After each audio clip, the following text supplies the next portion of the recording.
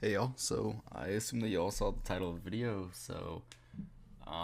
yeah, this game, we'll be getting into the tilting phase in a minute, but every tilt has to start with a bad game, so of course, this is how we're starting off the video with a game that I unfortunately lost in horrendous fashion against my opponent.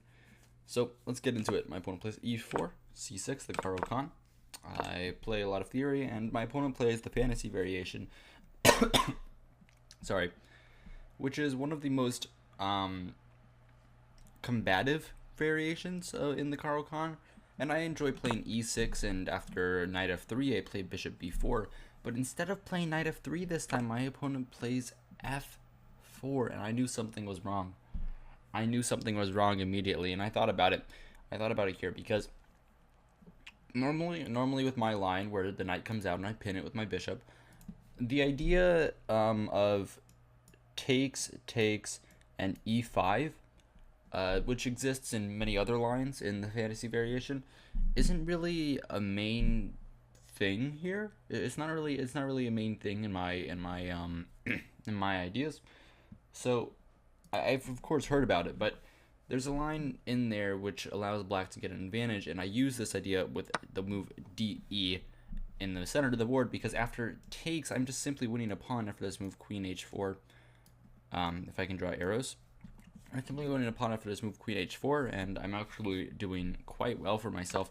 And my opponent plays knight f3, and I quickly come back with my bishop pinning the knight because I'm principled like that, and I try to. And of course, when he takes, I'll be able to do queen h4, queen here. Actually, well, let's just say queen h4. My opponent would play this, and then I'd have to capture the bishop first. I mean, capture the knight first before taking back. But this still should be ending up with me up a pawn. The best move here is very interesting. The best move here is e5 first, which, in all honesty, it doesn't really make much sense to me.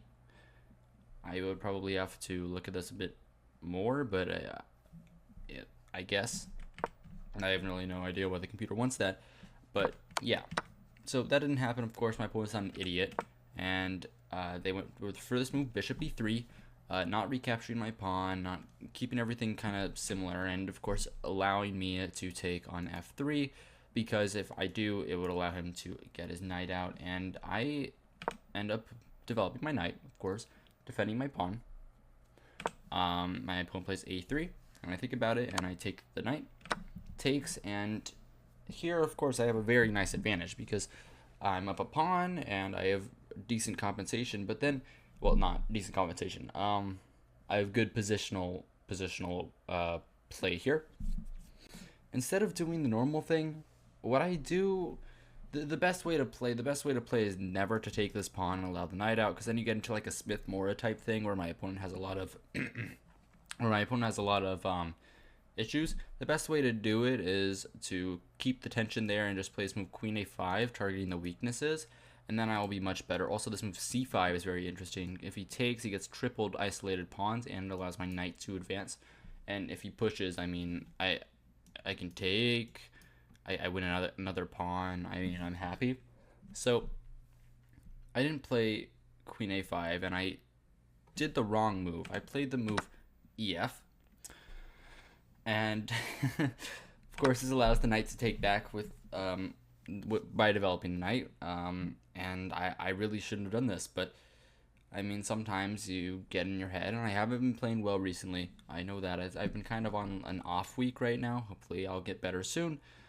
But yeah, and then I immediately almost lose the game, actually, because I castle. Now the advantage is plus 0.7. My opponent develops another piece, and this is dangerous because although his king isn't castled, his king is not in any danger. But my king most certainly is, because he got two bishops, a knight that's ready to come into the game, a queen that's going to come in, not right away because it's knight here, but it's very dangerous. I play this move rook e8, and it's already a +2 advantage for white, which is rough, very rough. My opponent plays queen c2. He has actually a couple moves that keep advantage. There are two. He can either castle or well, actually the main move here. Main move is to play knight e5 and eventually get a rook to f1. After knight e5, it's actually pretty much impossible for black to play. You're just completely dominated on all sides of the board, and this is almost resignable. It's not, of course, because you still have to play on, but it's very, very dangerous. And luckily my opponent played queen c2, but still I continue trying to blunt him. I play this move g6. I thought it was pretty reasonable, but it also unfortunately loses to one of the moves that he plays. He plays this move bishop g5, and I'm stuck. I'm very stuck. My dark squares are weak. My knight is pressured to my queen, and it's like very dangerous. So I first play knight bd7 because I have to defend my knight. I don't want my queen to move. I don't want my queen to be locked down for the rest of the game. Castles, and I go for this move queen c7. Again, losing the game because this is just over. This is just completely over. And after takes, my opponent has the very simple move knight e5, which I'm almost losing this f7 pawn. This is almost GG's. But luckily for me, I go for a very interesting move here. I play the third line of the engine. It's not the best by any stretch of the imagination, but I play this move queen d8, simply defending my knight. And now there's no more pin with the bishop, so not that diagonal, this diagonal. There's no more pin with the bishop, so the pressure is actually a little bit lifted, and I'm still up a pawn.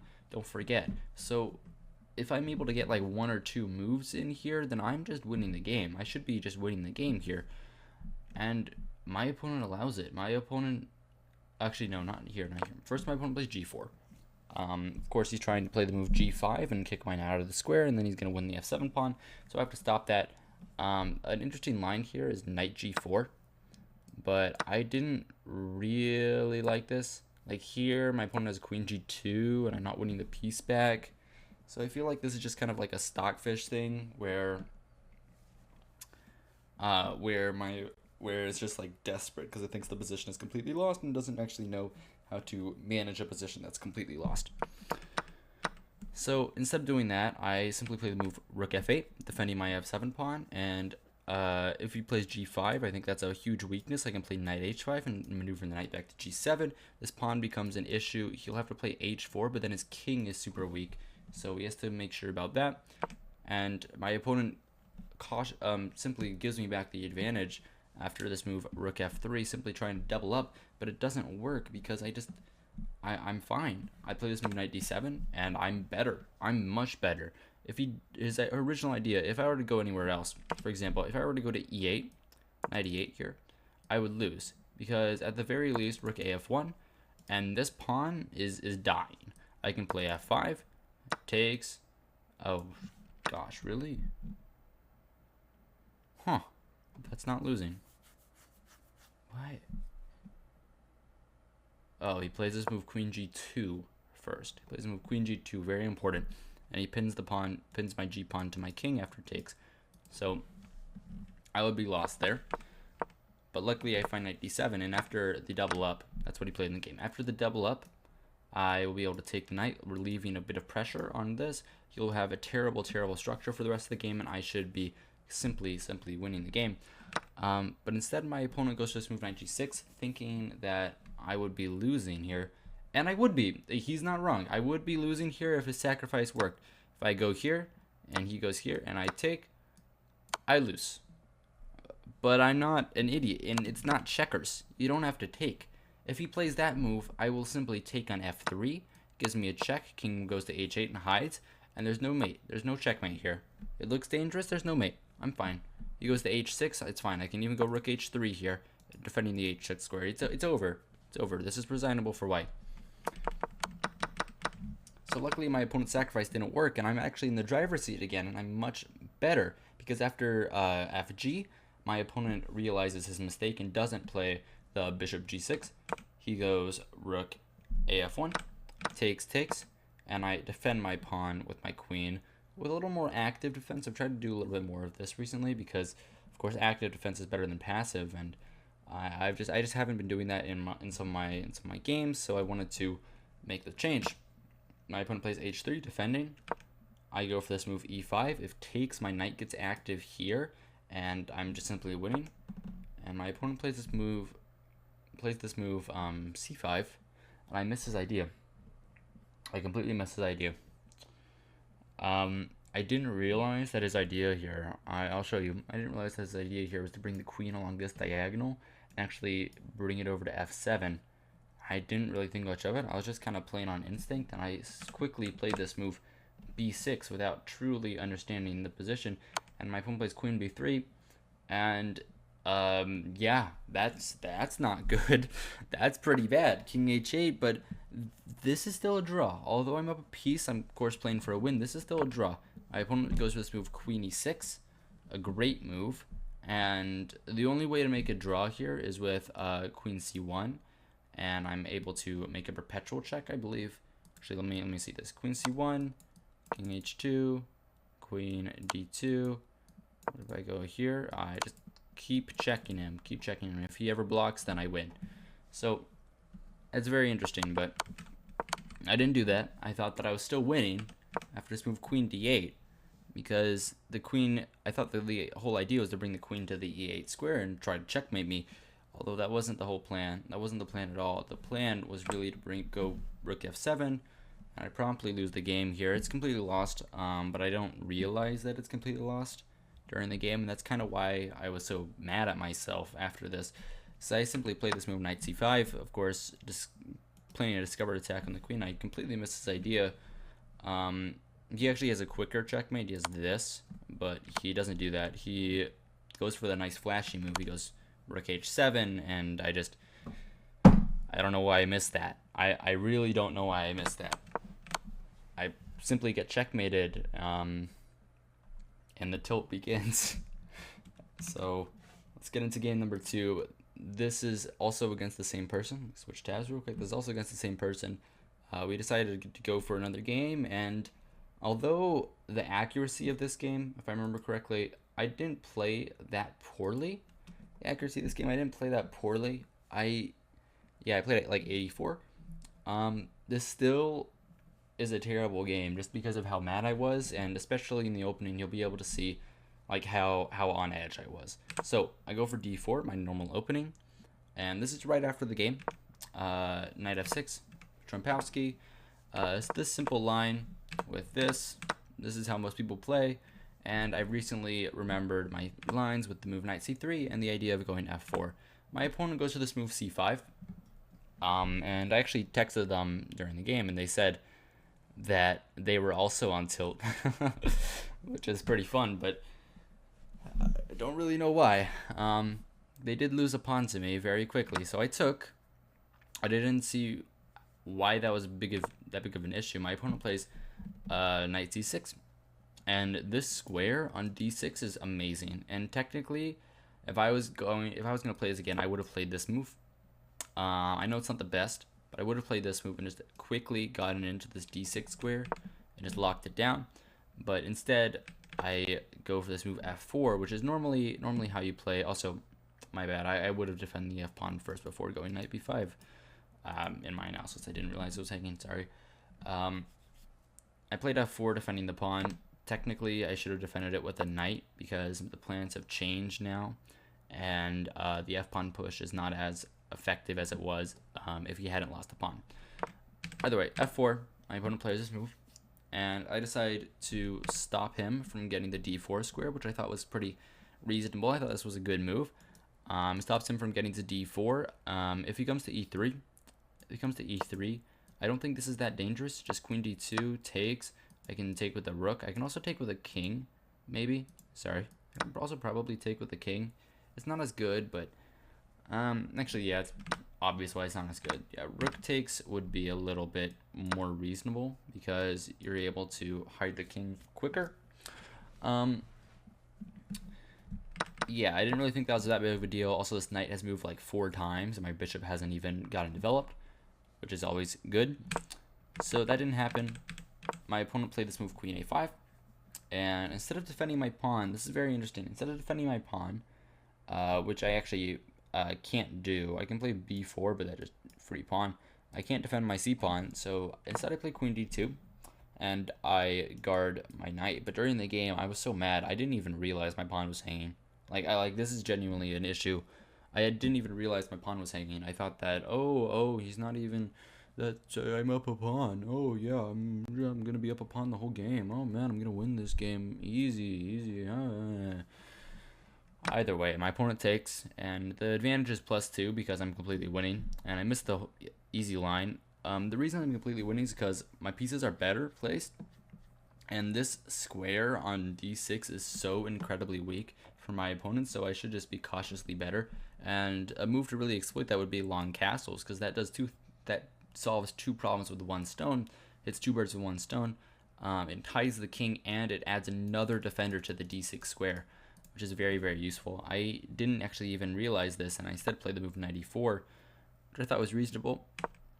My opponent played queen b4, and I guess queen takes would make sense, but I didn't really like this, in all honesty. I didn't just like pressure here. I guess king d2, maybe long castles, even sacrificing the a2 pawn. Oh my gosh, really? King d2 is better. I wouldn't have found that. But I didn't go for this. I just didn't like the knight being there. Instead, I played this move bishop d3 and allowed him to take me, but in all honesty, I was missing simple things. I missed that the b2 pawn was hanging. I know this is normally a poison pawn, so I shouldn't be that worried, but like what is this? I was so mad. I was so mad during the game. I have an excuse that I will be using profusely during this video.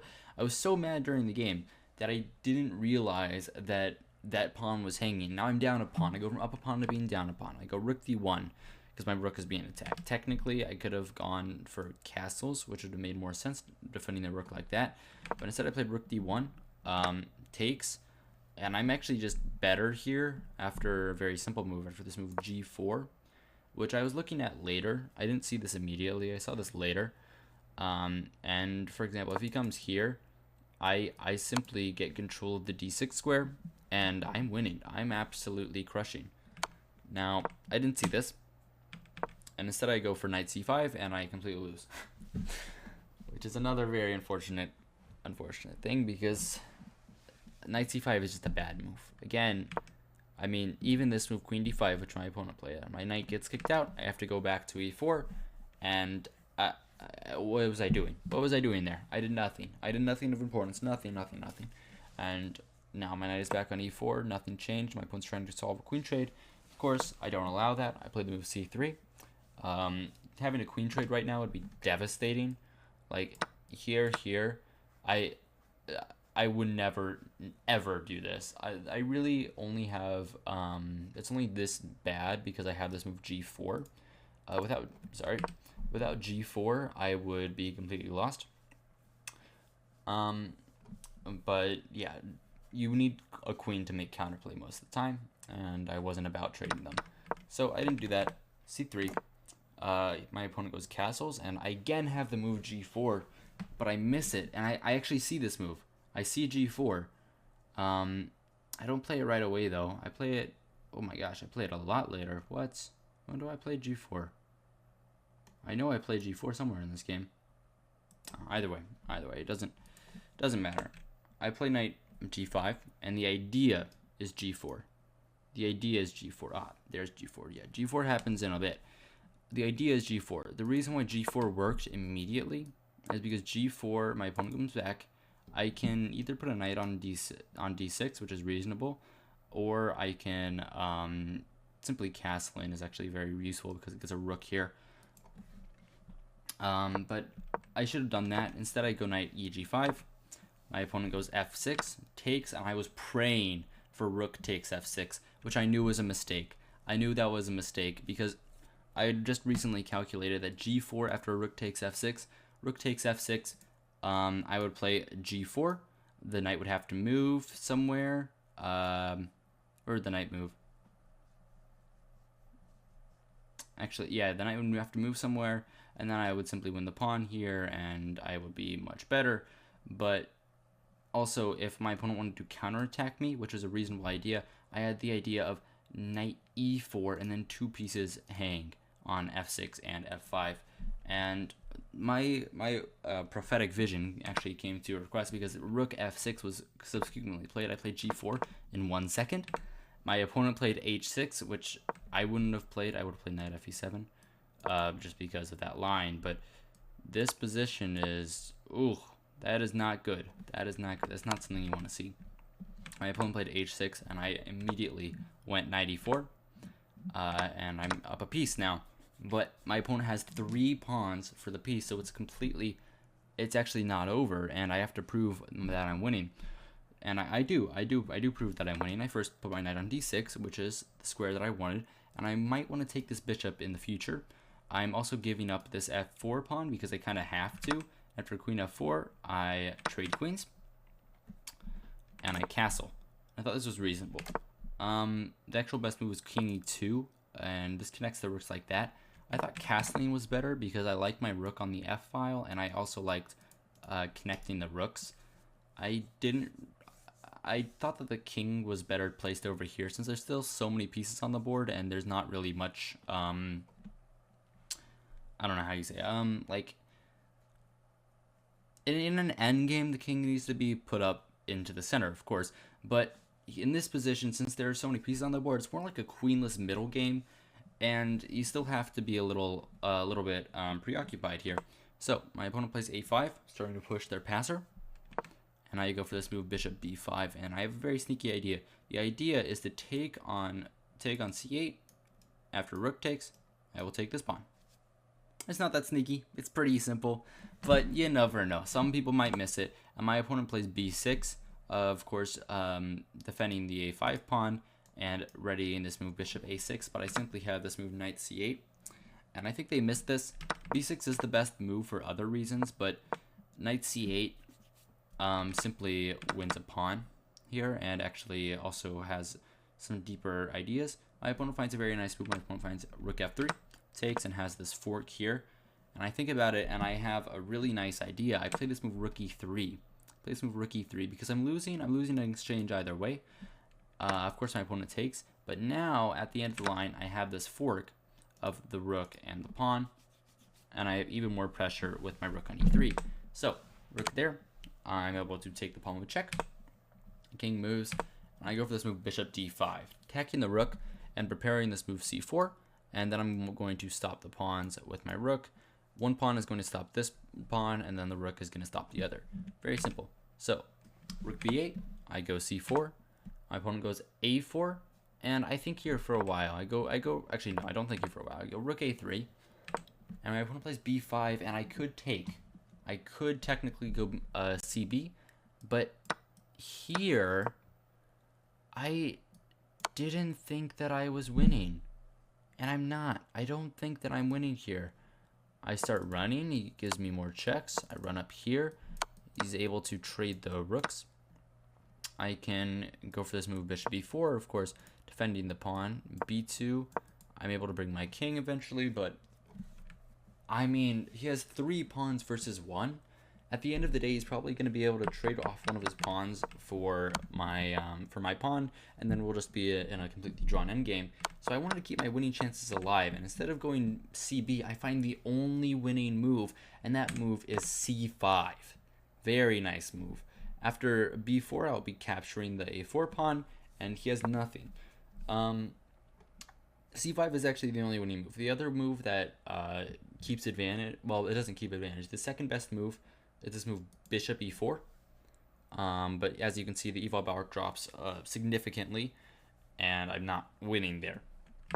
C5 is the only move that wins. Now, this move g5 happens. I'm able to push c6. I'm ready to push c7 and rook here, rook c3, bishop here, and then I'm going to make a queen, and I'm going to simply win the game. Now, this move king g7 happens. I go for this move rook f3. Very, very nice move. There's 2 ideas here. 2 ideas. The first idea is that I'm cutting off the king, and the second idea is that I'm actually wanting to play this move rook f7 on the square, blocking the rook. And at this point, I think it's safe to say that I'm out of tilt. I think it's safe to say that the tilting phase has finished, so I'm okay. And my bishop is actually willing to sacrifice itself for these 2 pawns since my c pawn is so far advanced. My opponent plays b4. I go c7. My pawn is faster. My opponent goes rook here. I was really calculating. I was really trying to calculate if these pawns were faster than my counterplay with the rook. And they actually are, because I have one and only move. Again, one and only move. I have rook f7 check. If I didn't have rook f7, the second best move, bishop b3, it's a draw. So rook f7 check is the only move. Now king g6, I find another great move. This isn't the only move. I have other moves here, but this is probably the best one. I find bishop e6, rook e8, and I find another amazing move.